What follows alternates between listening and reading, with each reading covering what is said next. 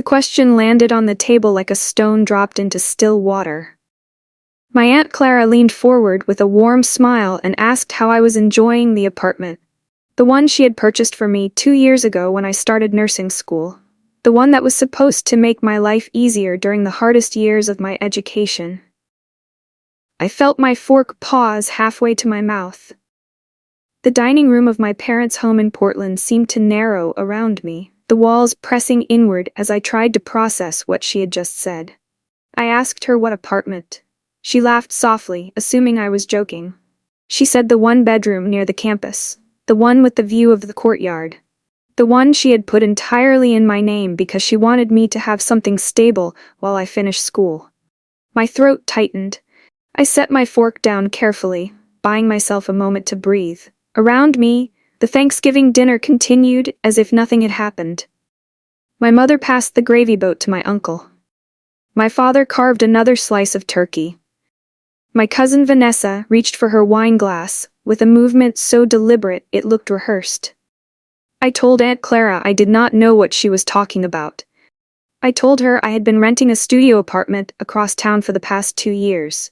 I told her I worked double shifts at the hospital cafeteria just to cover the rent. I told her I had never received any apartment from anyone. The warmth drained from her face. She looked at me the way doctors look at patients when the test results come back wrong. Confused at first, then increasingly certain that something had gone terribly sideways. If you are listening to this right now, I want you to think about where you are. Maybe you are folding laundry or driving to work or lying in bed scrolling through stories because sleep will not come. For me, the night this happened, I was sitting at my childhood dining table, surrounded by family members I thought I knew. I was 26 years old, exhausted from clinical rotations, and wearing a sweater I had bought secondhand because new clothes were not in my budget. Tell me in the comments what you are doing while you listen. Because even now, years later, it still amazes me how a single question can unravel everything you thought was true. Aunt Clara turned her head slowly toward Vanessa. The movement was small, but it carried the weight of dawning realization. Vanessa did not flinch. She lifted her wine glass and took a long sip, her eyes fixed somewhere past all of us, as if she could will herself into another room. My mother cleared her throat and suggested we talk about something else. She said Thanksgiving was not the time for confusion about old gifts. She said misunderstandings happened in families, and this could all be sorted out later. But Aunt Clara did not look away from Vanessa. Her voice dropped lower, steadier. The voice she used in boardrooms and courtrooms and anywhere else where lies went to die. She asked Vanessa where the apartment was. Vanessa shrugged. She said she did not know what this was about. She said she was not involved in any apartment situation. She said this whole conversation was making dinner awkward. My Uncle Robert shifted uncomfortably in his seat. My father suddenly became very interested in rearranging the food on his plate. My mother laughed nervously and reached for the mashed potatoes, as if carbohydrates could smooth over whatever was cracking open in the center of our family. I sat frozen, watching everything unfold, understanding for the first time that the life I had been living was not the life my aunt had intended for me. Something had been taken, something had been hidden, and everyone at this table seemed to know more than they were saying. I need to take you back to understand how we arrived at that moment. I need to tell you about the years that came before, the choices that shaped me, and the silent patterns that had been running through my family long before I was old enough to notice them.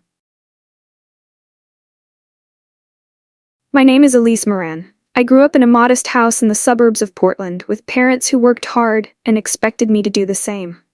My father managed a hardware store. My mother worked part-time at a dental office. We were comfortable but careful. Every dollar had a purpose. Every purchase was considered. My cousin Vanessa grew up differently. Her father, my Uncle Robert, had built a successful contracting business. Their house was larger, their vacations more frequent, their expectations more relaxed. Vanessa never had to work a summer job. She never had to choose between new shoes and a school trip. She never had to explain why her clothes were not quite in style. I did not resent her for it, at least, not consciously. I told myself that different families had different circumstances. I told myself that comparison was the thief of joy. I told myself that working hard would eventually lead me somewhere good. When I decided to become a nurse, my parents supported me the best they could. They helped with tuition where possible and encouraged me to apply for scholarships. I worked throughout college, first at a coffee shop, then at the hospital cafeteria once I started clinical rotations. I learned to function on little sleep and less money. I learned to stretch a grocery budget until it begged for mercy. I learned to smile through exhaustion because patients did not need to see how tired I was. The reality of nursing school was harder than any description could capture.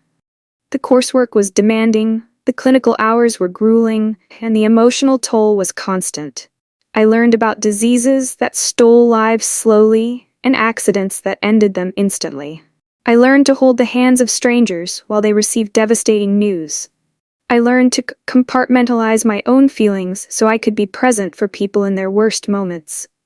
My studio apartment was a constant source of stress. It was located across town from campus in a neighborhood that was affordable precisely because no one wanted to live there.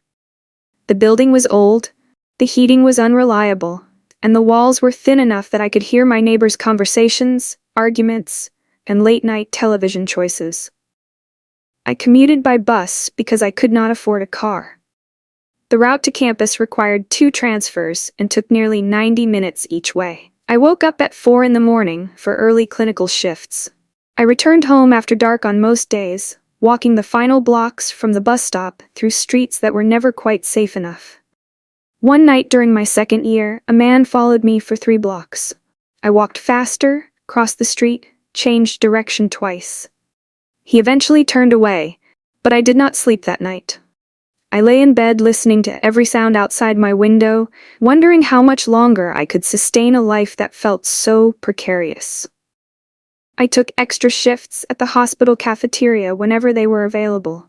The work was simple, serving food and cleaning tables, but it paid slightly better than my coffee shop job and gave me access to free meals during my shifts. Those meals were often the only substantial food I ate in a day. I learned to time my work schedule so I could eat breakfast and dinner at the cafeteria, saving my grocery money for the days when no shifts were available. My classmates did not understand. Most of them came from families that could cover housing costs. Most of them had cars that got them to clinical sites without the complicated dance of bus schedules and walking in the dark. Most of them did not know what it felt like to calculate whether you could afford both eggs and milk this week, or whether one would have to wait. I did not complain. I did not ask for sympathy. I had learned long ago that expressing need was rarely rewarded in my family. My parents praised my independence. My relatives admired my work ethic. Everyone seemed impressed that I was managing so well on my own. They did not see the nights I cried from exhaustion. They did not see the meals I skipped to save money. They did not see the fear that tightened my chest every time I walked home alone after dark. Aunt Clara was my father's sister. She had never married, never had children, and had built a career in corporate law that left her financially comfortable in ways the rest of our family was not. She was sharp, direct, and fiercely loyal to the people she loved. She had always taken a particular interest in me, perhaps because she saw something of herself in my determination, or perhaps because she understood what it meant to build a life without anyone handing you the pieces. She called me one evening during my first semester of nursing school. The timing was perfect, or terrible, depending on how you looked at it. I had just come home from a double shift at the cafeteria, followed by 3 hours of studying for an exam I did not feel prepared for. I was sitting on my bed with my textbook open, barely able to focus on the words. She asked how I was managing. Her voice was warm but direct, the same way she approached everything. I told her the truth. I told her the rent was crushing me. I told her the commute from my cheap apartment to the campus added 2 hours to my already impossible days. I told her about the night the man followed me home. I told her I was barely sleeping, barely eating, barely holding on. I told her I was terrified of failing, not the program itself, but the life that surrounded it. She listened without interrupting. When I finished, there was a long pause before she spoke again. She said she wanted to help. She said she had been thinking about investing in property anyway. And if she bought a small apartment near my campus, I could live there rent-free until I graduated. She said it would be in my name because she wanted me to have ownership of something, to feel stable during a time when everything else was uncertain. I cried on the phone. I told her I could not accept something so generous. She told me to stop being stubborn and let someone help me for once. She said she remembered what it was like to be young and determined and exhausted. She said she wished someone had offered her this kind of support when she needed it. She said allowing people to help was not weakness. It was wisdom. A few weeks later, she told me the purchase was complete. She said she had handled everything through my parents to make the surprise more special. She said the paperwork had been signed, the keys had been delivered, and all I needed to do was move in. She told me the address, described the building, explained that it was only a 10-minute walk from campus. She sounded happy, genuinely happy, to be giving me something that would change my life. I waited for the keys. I waited for an address confirmation. I waited for someone to tell me where to go and when to arrive. No one ever did. When I asked my mother about it, she seemed flustered. She said there had been some delays with the paperwork. She said the timing was complicated. She said I should just focus on school and everything would sort itself out. I believed her. I had no reason not to. She was my mother. Weeks turned into months. I asked a few more times, always receiving vague answers about bureaucratic complications or timing issues. Eventually, I stopped asking. I assumed the deal had fallen through. I assumed Aunt Clara had changed her mind or encountered some obstacle she did not want to discuss. I assumed I had been foolish to believe something that good could actually happen to me. So I kept renting my cramped studio. I kept working double shifts. I kept stretching every dollar until it screamed. I kept walking home in the dark and hoping nothing bad would happen. I kept telling myself this was just how life worked for people like me. Strong people. Capable people. People who did not need help. And the entire time someone else was living in the apartment that was supposed to be mine. The silence at the Thanksgiving table stretched until it became unbearable. Aunt Clara's eyes had not left Vanessa's face. My mother had stopped pretending to pass dishes. My father looked like he wanted to disappear into the floorboards. Aunt Clara spoke again, her voice controlled, but edged with something dangerous. She said she wanted to understand what had happened. She said she had purchased an apartment 2 years ago, put it entirely in my name, and entrusted my parents to handle the final details. She said she had been told I was living there. She said she had been told I was grateful. My mother's face crumpled. She whispered that it was complicated. Aunt Clara asked how it could be complicated. She said she had written the check. She said she had signed the papers. She said she had done everything correctly. My father finally spoke. His voice was low, almost ashamed. He said there had been a situation. He said Vanessa had been going through a difficult time.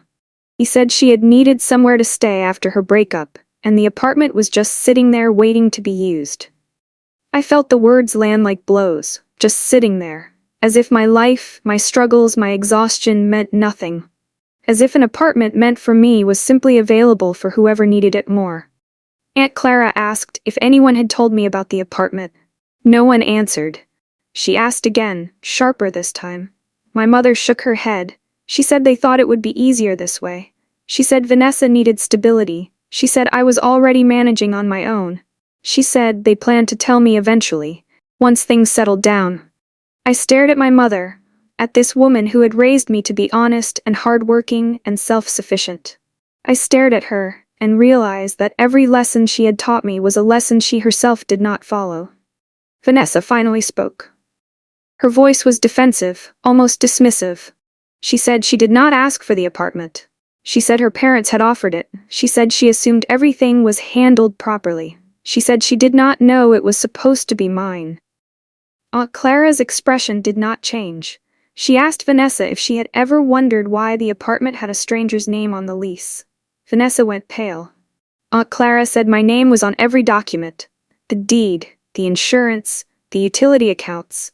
My name had been there the entire time, proof of who the apartment belonged to, proof that Vanessa should have known.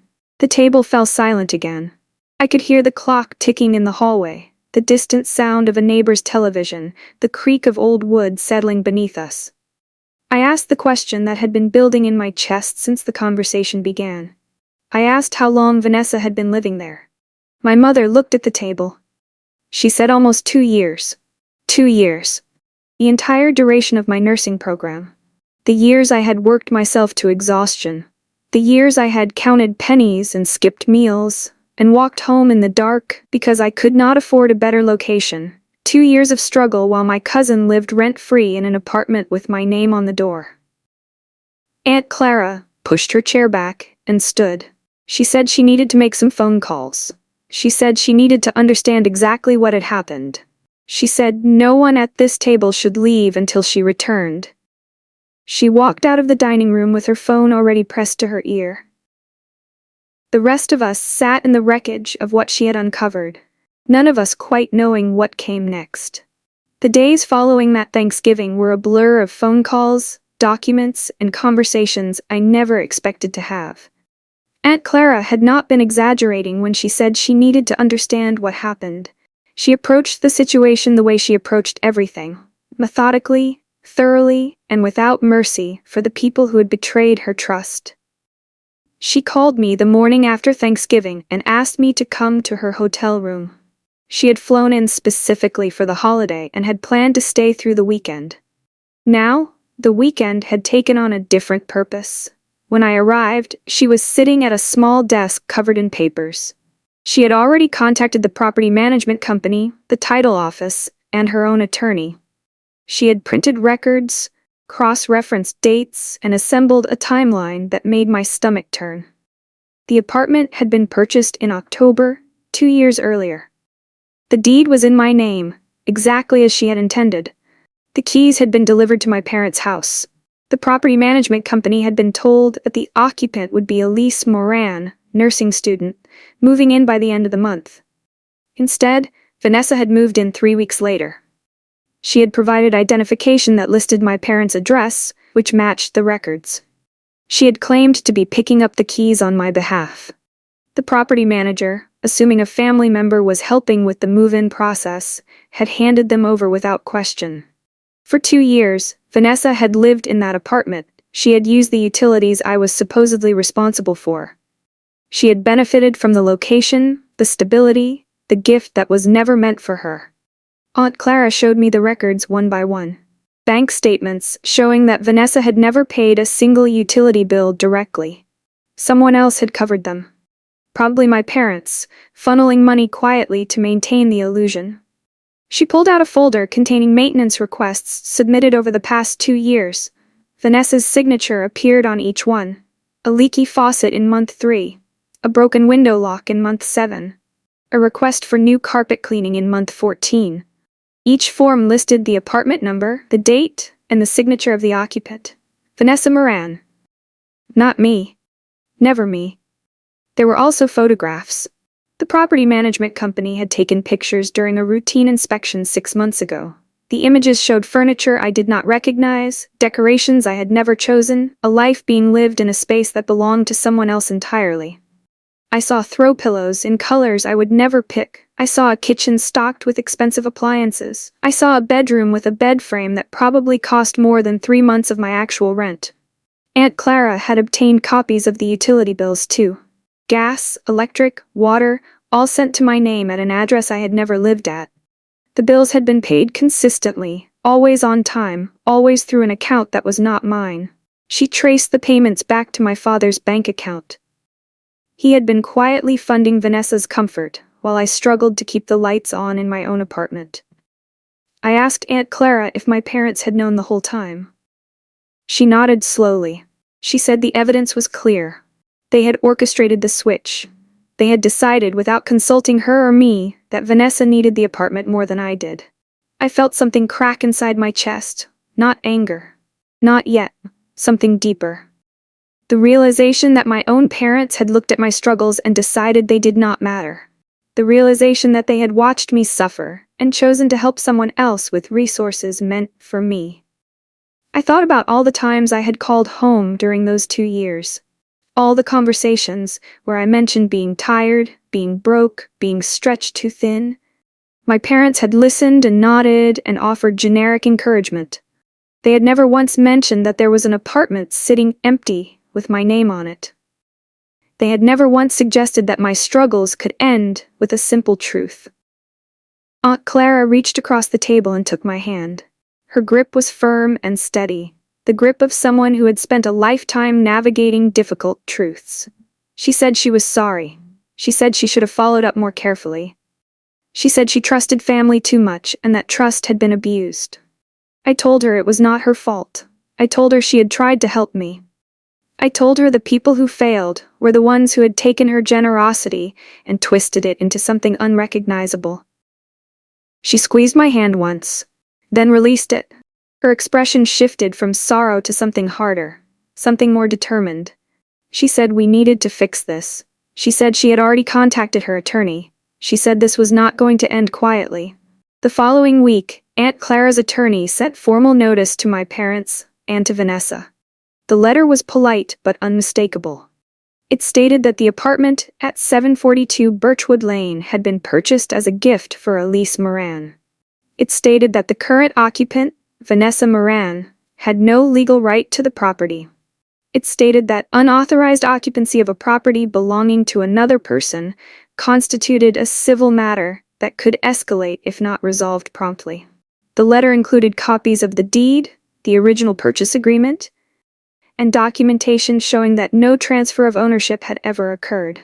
It included the maintenance requests with Vanessa's signature, proving she knew she was living in someone else's property. It included the utility payment records traced to my father's account, proving that my parents had been actively concealing the arrangement.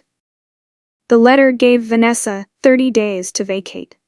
My mother called me that same afternoon, her voice high and strained. She said Aunt Clara was overreacting. She said this could all be worked out within the family. She said lawyers were not necessary. She said I was being dramatic by allowing this to continue. I listened without interrupting. When she finished, I asked her one simple question. Did you ever plan to tell me? She was silent for a long moment. Then she said she thought I would understand eventually. She said Vanessa had been struggling. She said the apartment was just sitting empty anyway. She said I was strong and capable and would have found a way regardless. Strong and capable. The words my family had used my entire life to justify giving me nothing while giving others everything. I asked her why she had paid the utilities. I asked her why she had covered the costs of maintaining an apartment she knew was mine. I asked her why she had worked so hard to keep the secret intact. She stumbled over her words. She said she was just trying to help everyone.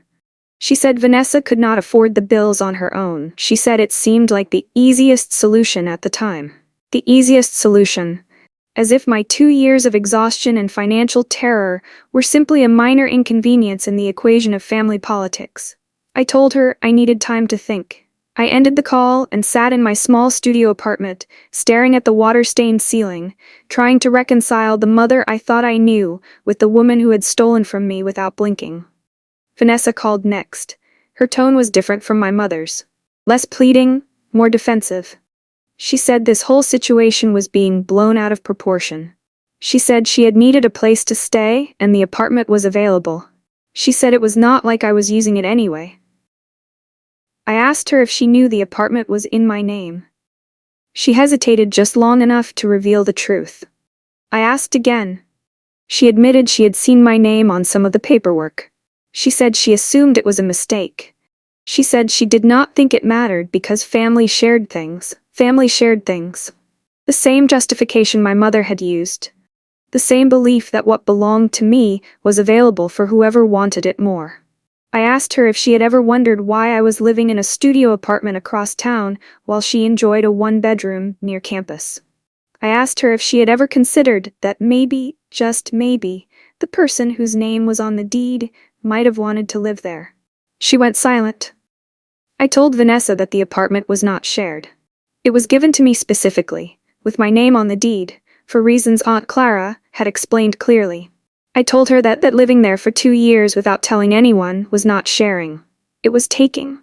She hung up without saying goodbye. The 30 days passed slowly. Each day felt weighted with anticipation and dread in equal measure. Aunt Clara kept me informed at every step, calling me with updates that ranged from encouraging to infuriating. Vanessa had initially refused to leave, claiming she had nowhere else to go. She sent long emails to Aunt Clara explaining her situation, painting herself as the victim of circumstances beyond her control.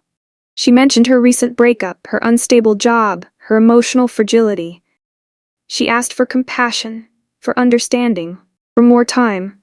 Aunt Clara forwarded me those emails. I read them in my studio apartment, sitting on my second-hand couch, surrounded by the evidence of my own struggles. Vanessa wrote about how hard her life had been.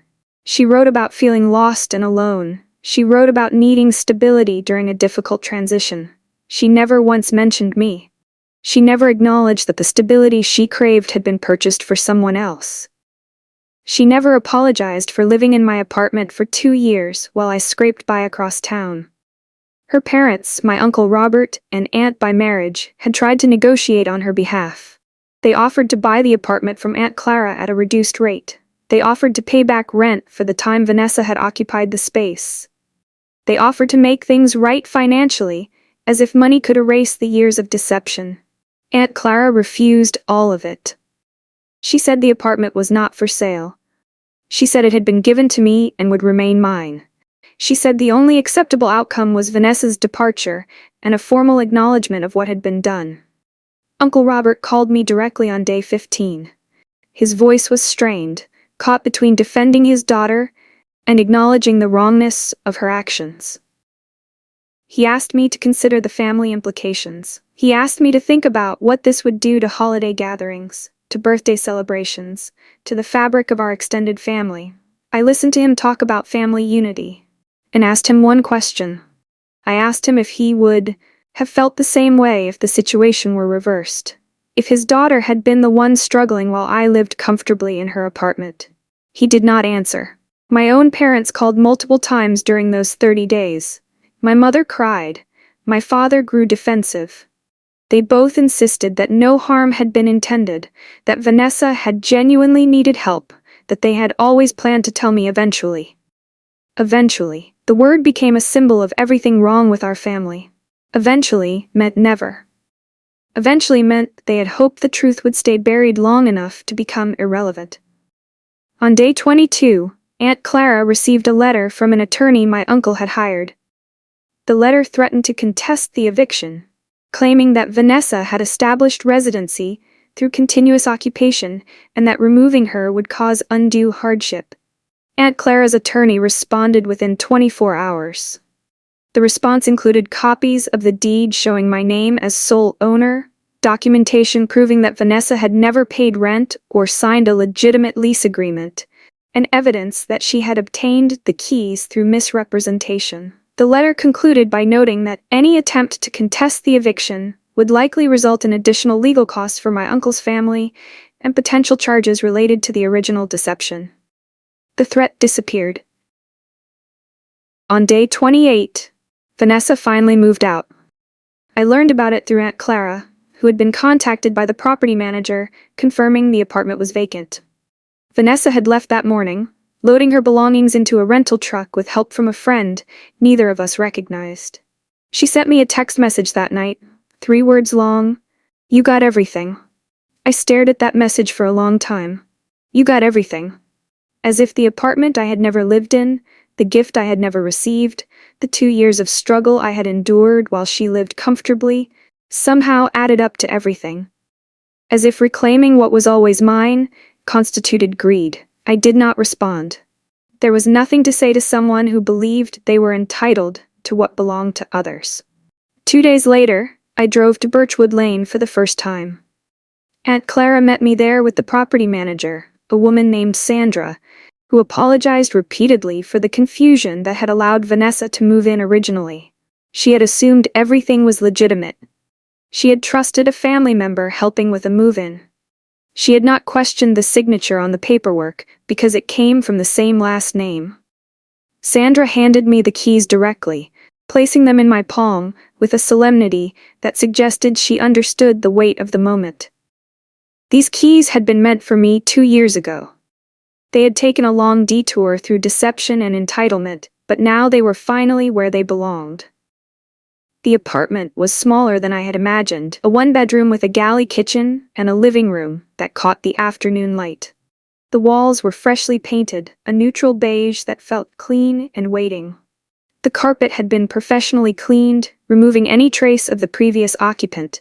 Vanessa had left nothing behind except a faint scent of perfume that would fade with time.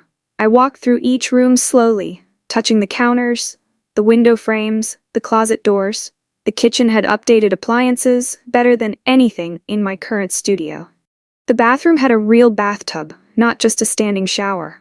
The bedroom had a closet large enough to actually organize my clothes instead of piling them on a chair. This space had been meant for me. It had been purchased with love and intention by an aunt who had listened to my struggles and wanted to help. It had been waiting for me for 2 years, while I struggled alone in a place that was never quite enough. I thought about all the nights I had come home from double shifts, too exhausted to do anything but collapse onto my mattress. I thought about the mornings I had skipped breakfast because the grocery budget was too tight. I thought about the walks through dark neighborhoods because the bus schedule did not align with my shift endings. All of that could have been different. All of that should have been different. Aunt Clara stood in the doorway, watching me. She did not rush me. She did not fill the silence with unnecessary words. She simply waited until I was ready. When I finally turned to face her, I felt tears building behind my eyes. Not from sadness exactly. From something more complicated. Relief, maybe. Recognition. The strange weight of receiving something that should have been yours all along.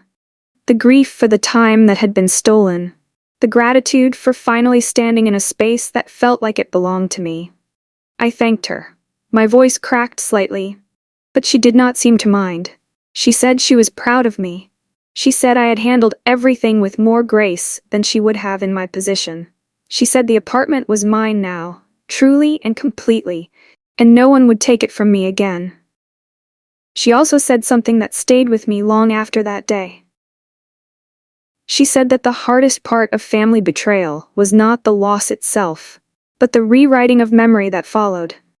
Every interaction I had ever had with my parents would now be filtered through the knowledge of what they had done. Every time they had told me they were proud of my independence, I would wonder if they had simply been relieved that their deception was working. I nodded, because she was right. The betrayal was not just about an apartment. It was about trust, about the foundation of my understanding of family, about the realization that the people who were supposed to protect me had chosen to protect someone else instead. The months that followed reshaped my life in ways I had not anticipated. I moved into the apartment the week after I received the keys. The process was simple because I did not own much. My belongings fit into my car with room to spare. I made 3 trips total, carrying boxes up the stairs, arranging my few pieces of furniture in rooms that finally felt right. It was the first time in years that I had space to breathe. The first time I could study without listening to neighbors argue through paper-thin walls. The first time I could sleep without calculating whether I could afford next month's rent.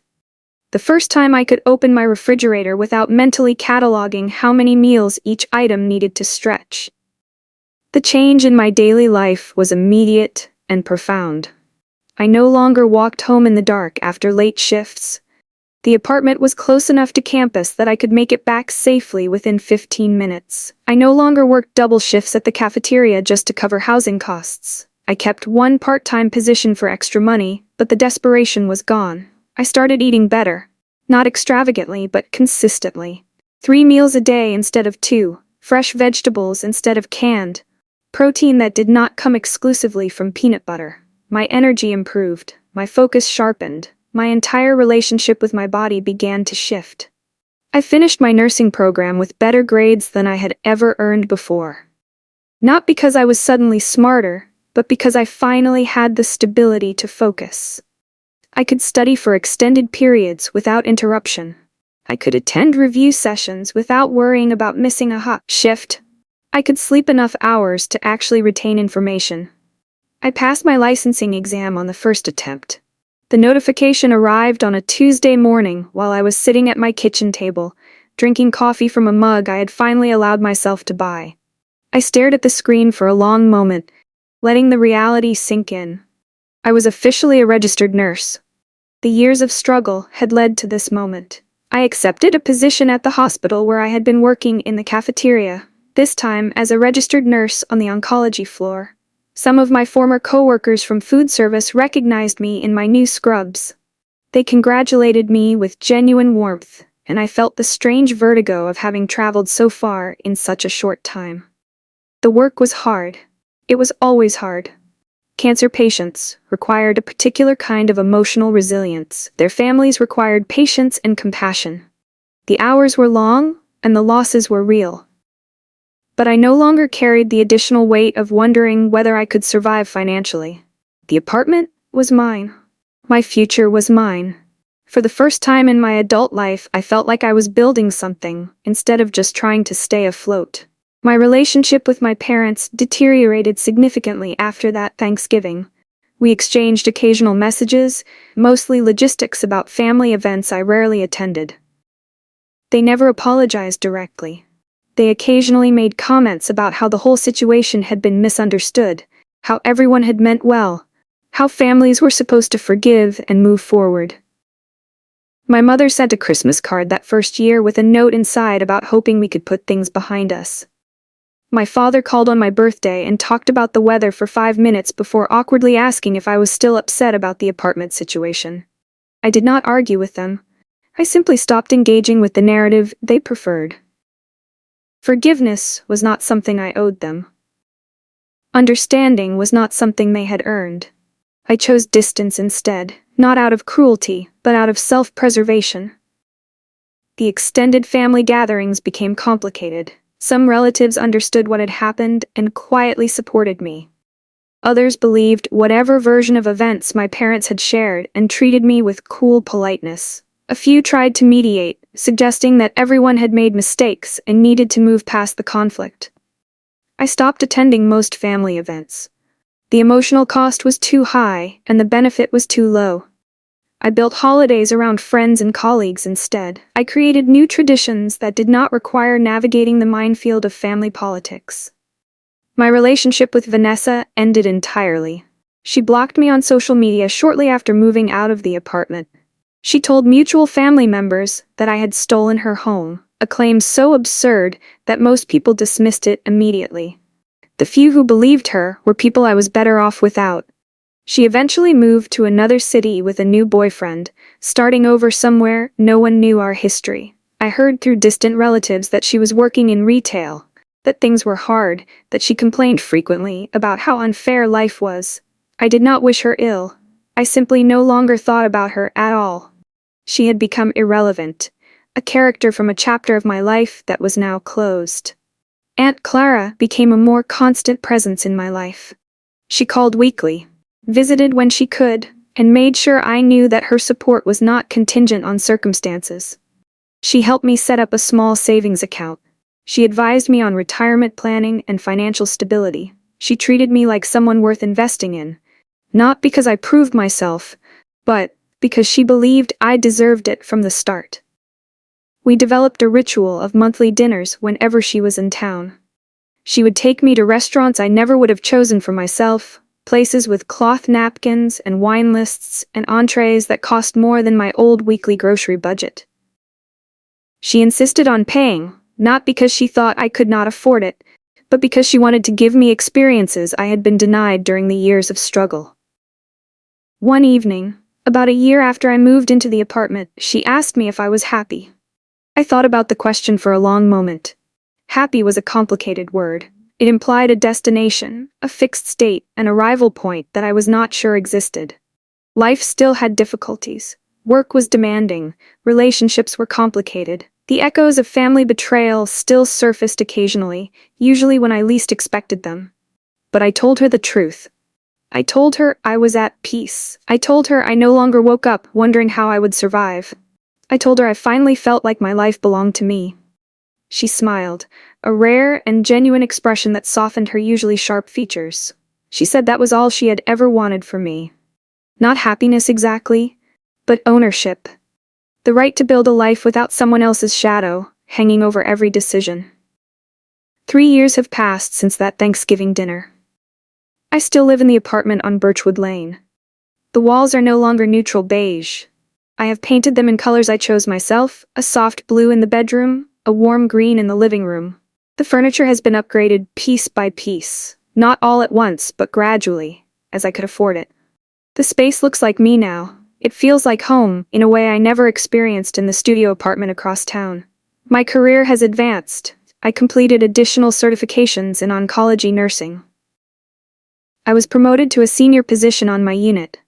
I mentor newer nurses now, remembering what it felt like to be overwhelmed and underprepared, trying to offer the support I wished I had received. I started dating someone I met through a colleague. His name is Marcus, and he works in hospital administration. He knows the full story of how I came to live in this apartment. He has never once suggested that I was wrong to reclaim what belonged to me. He has never once implied that I should have forgiven more quickly or made peace with people who had not earned it. My relationship with my parents remains distant. We exchange messages on holidays and birthdays. We have seen each other twice in 3 years, both times at unavoidable family events where we circled each other politely without ever addressing what happened. They have never apologized. I have stopped expecting them to. Aunt Clara continues to be a steady presence. Her health has declined slightly with age, but her mind remains sharp, and her commitment to honesty has not wavered. She tells me regularly that she is proud of the person I have become. She says the apartment was not just a gift of property, but a gift of possibility. The chance to build without the crushing weight of survival holding me down. If you are listening to this and something inside you aches with recognition, I want you to know that your experience is valid. Families are supposed to protect us, support us, lift us up when we cannot lift ourselves. But some families do not work that way. Some families take. Some families decide who deserves help and who does not. Some families treat fairness as optional and expect the overlooked to simply adapt. You are not obligated to accept mistreatment because it comes from people who share your blood. You are not selfish for wanting what was promised to you. You are not dramatic for being upset when someone takes what belongs to you and gives it to someone else. I spent 2 years of my life struggling unnecessarily because my parents decided my cousin's comfort mattered more than my survival. I worked double shifts and skipped meals and walked home in the dark while someone else lived rent-free in an apartment that had my name on the deed. When the truth came out, I did not scream or rage or seek revenge. I simply reclaimed what had always been mine. I let the consequences fall where they naturally landed. I did not protect the people who had failed to protect me. Some people in my extended family thought I was too harsh. They said I should have handled things privately. They said I should have given Vanessa more time to find another place. They said I should have forgiven my parents more quickly because they were family and families made mistakes. But those same people never asked how I had survived those 2 years. They never wondered about the double shifts, or the long walks, or the meals I skipped. They never considered that my strength was not evidence that I did not need help. It was evidence that I had been forced to survive without it. The people who tell you to forgive quickly are usually the people who benefit from your forgiveness. The people who tell you to let things go are usually the people who want you to stop making them uncomfortable with your truth. The people who say family is everything are usually the people who have never been betrayed by their family. Justice does not always look like punishment. Sometimes it looks like restoration. Sometimes it looks like finally receiving what you should have had all along. Sometimes it looks like walking into a space that was meant for you and feeling for the first time that you belong there. The apartment is still mine. I have lived there for 3 years now. The view of the courtyard is exactly as Aunt Clara described. The morning light fills the bedroom in a way that makes even difficult days feel manageable. The walls hold memories now, my memories, built in a space that was always supposed to be my home. I planted flowers on the small balcony last spring, geraniums and petunias in colors that make me smile when I water them in the morning. I hung curtains I chose myself. I built a bookshelf and filled it with nursing textbooks I no longer need but cannot bring myself to sell. They represent something. The years of struggle, the late nights, the determination that carried me through when no one else would. My aunt asked me a question at a Thanksgiving dinner that changed everything. How is the apartment I bought you? Such a simple question. Such a devastating answer. But from that devastation came clarity. From that clarity came action. From that action came the life I have now. If you have ever been told you were strong enough to handle less, capable enough to deserve nothing, independent enough to need no help, remember this. Those words are often used by people who want permission to overlook you. They are justifications, not compliments. They are excuses, not praise. Being strong does not mean you do not deserve support. Being capable does not mean you should be given nothing. Being independent does not mean your family can take what belongs to you and give it to someone else. You deserve what you were promised. You deserve what was meant for you. And if someone takes it, you have every right to take it back. Last month, Aunt Clara came to visit. We sat on my balcony drinking tea while the sun set behind the trees in the courtyard. She asked me if I ever regretted how everything unfolded. She asked me if I wished things had been handled differently. I thought about the question for a long time before answering. I told her I wished the betrayal had never happened. I wished my parents had been the people I believed them to be. I wished Vanessa had made different choices. I wished the 2 years of struggle had not been necessary. But I did not regret how I responded. I did not regret reclaiming what was mine. I did not regret setting boundaries with people who had proven they could not be trusted. I did not regret choosing truth over family harmony. She nodded and reached for my hand. She said she was proud of me. She said the hardest lessons were often the most valuable. She said I had handled a devastating situation with more grace than most people could manage. I squeezed her hand and watched the last light fade from the sky. The apartment was quiet. The evening was calm. And for the first time in a very long time, I felt completely at peace. Thank you for listening. Tell me in the comments where you are and what boundaries have changed your life. Because stories like this find the people who need them, and I believe this one found you for a reason. Silence can be power. Truth can be restoration. And sometimes the loudest justice is simply living in the space that was always supposed to be yours.